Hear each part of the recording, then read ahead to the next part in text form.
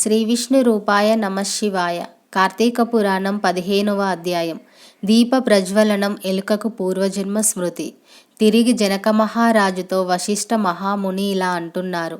ఓ జనక, కార్తీక మహాత్యాన్ని గురించి ఎంత చెప్పినా పూర్తి కాదు. కానీ ఇంకో ఇతిహాసం చెబుతాను, శ్రద్ధగా వినుము అని ఇలా చెప్పసాగెను. ఈ నెలలో హరినామ సంకీర్తనలు చేయడం, వినడం, శివకేశవుల వద్ద దీపారాధన చేయడం, పురాణ పఠనం లేదా శ్రవణం, సాయంకాల సమయాల్లో దేవతా దర్శనాలు విధిగా చేయాలి. అలా చేయని వారు కాలసూత్రం అనే నరకంలో కొట్టుమిట్టాడుతారు. కార్తీక శుద్ధ ద్వాదశి రోజున మనసారా శ్రీహరిని పూజించిన వారికి అక్షయ పుణ్యం కలుగుతుంది. శ్రీమన్నారాయణను గంధ పుష్పాలతో అక్షింతలతో పూజించి ధూపదీప నైవేద్యాలు సమర్పించినట్లయితే విశేష ఫలం లభిస్తుంది. ఇలా నెల రోజులు క్రమం తప్పకుండా చేసిన వారు అంత్యమున దేవదుందుబులు మోగుతుండగా వైకుంఠంలో విష్ణు సాన్నిధ్యం పొందగలరు. ఇలా నెల రోజులు పూజాధికాలు నిర్వర్తించలేని వారు కార్తీక శుద్ధ త్రయోదశి, చతుర్దశి, పౌర్ణమి రోజుల్లో నిష్ఠతో పూజ చేసి ఆవు నేతితో దీపం వెలిగించాలి. ఆవు పాలు పితికినంతసేపు అయినా దీపం వెలిగించిన వారికి తదుపరి బ్రాహ్మణ జన్మ ప్రాప్తిస్తుంది. ఇతరులు పెట్టిన దీపం నందు నూనె వేసిన అవసాన దశలో ఉన్న దీపం యొక్క వత్తిని పైకి జరిపి దీపాన్ని వృద్ధి చేసిన, కొండెక్కిన దీపాన్ని తిరిగి వెలిగించిన వారి సమస్త పాపాలు హరిస్తాయి. దీనికి సంబంధించి ఒక కథ చెబుతాను వినుము అని ఇలా చెప్పసాగెను. సరస్వతీ నదీ తీరంలో శిథిలమైన దేవాలయం ఒకటి ఉండేది. కర్మనిష్ఠుడైన దయార్థ హృదయుడైన ఒక యోగి పుంగవుడు ఆ దేవాలయం వద్దకు వచ్చి కార్తీక మాసము అంతయు అక్కడే గడిపి పురాణ పఠనం చేయాలని తలంచాడు. ఆ పాడుబడ్డ దేవాలయాన్ని శుభ్రంగా ఊడ్చి నీళ్లతో కడిగి బొట్టు పెట్టి పక్క గ్రామాలకు వెళ్ళి ప్రమిదలు తెచ్చి దూదితో వత్తులు చేసి 12 దీపాలు పెట్టాడు. స్వామిని పూజిస్తూ నిష్ఠతో పురాణాన్ని చదువుతుండెను. ఈ విధంగా కార్తీక మాసం ఆరంభం నుంచి చేయసాగాడు. ఒక రోజున ఒక ఎలక ఆ దేవాలయంలోకి ప్రవేశించింది. 4 మూలలు వెతికి తినడానికి ఏమీ దొరుకుతుందా అని అక్కడ ఆరిపోయిన వత్తిని తినాలని నిర్ణయించుకుంది.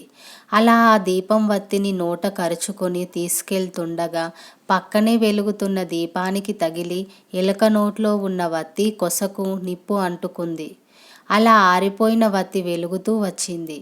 అది కార్తీక మాసం కావడం, శివాలయంలో ఆరిపోయిన వత్తిని ఎలుక వెలిగించడం వల్ల దాని పాపాలు హరించుకుపోయి పుణ్యం కలిగింది. వెంటనే దానికి మానవ రూపం సిద్ధించింది. ధ్యాననిష్టలో ఉన్న యోగి పుంగవుడు కళ్ళు తెరిచి చూడగా పక్కనే ఒక మానవుడు నిలబడి ఉండడం గమనించాడు. ఓయి, నీవు ఎవరవు? ఎందుకు ఇలా నిలబడ్డావు అని ప్రశ్నించగా అతను వినమ్రంగా, అయ్యా, నేను ఒక ఎలుకను. రాత్రి నేను తిండి కోసం వెతుకుతుండగా ఈ ఆలయంలోకి వచ్చాను. ఇక్కడేమీ దొరక్కపోవడంతో నెయ్యి వాసనలతో ఉన్న ఆరిపోయిన వత్తిని తినాలని దాన్ని నోటకరచి తీసుకువెళ్ళసాగాను. పక్కనే ఉన్న దీపానికి తగిలింది. ఆ వత్తి వెలగడం వల్ల నా పాపాలు హరించుకుపోయాయనుకుంటాను. అందుకే వెంటనే పూర్వజన్మమెత్తాను. కానీ ఓ మహానుభావా, నేను ఎందుకీ మూషిక జన్మమెత్తానో దానికి కారణమేమో తెలియదు. మీరు యోగి పుంగవుల్లా ఉన్నారు, దయచేసి నాకు విశదీకరించండి అని కోరాడు. అంతటా ఆ యోగి ఆశ్చర్యంతో తన దివ్య దృష్టిచే సర్వం తెలుసుకుని ఇలా చెబుతున్నాడు. ఓయి, నీవు కిందటి జన్మలో బ్రాహ్మణుడవు. నీ పేరు బహ్లీకుడు. నీవు జైన మతానికి చెందినవాడవు. నీ కుటుంబాన్ని పోషించడానికి వ్యవసాయం చేస్తూ ధనాశాపరుడవై వైదేవ పూజలు, నిత్య కర్మలను మరిచావు. నీచుల సావాసం చేశావు. నిషిద్ధాన్నం తిన్నావు. మంచివారు, యోగ్యులను నిందించావు. పరుల చెంత స్వార్థ చింతన కలిగి ఉండడమే కాకుండా ఆడపిల్లలను అమ్మే వృత్తిని చేపట్టి దానివల్ల సంపాదన ధనాన్ని కూడబెట్టావు. సమస్త తినుబండారాలను చౌకగా కొని వాటిని ఎక్కువ ధరలకు అమ్మినావు.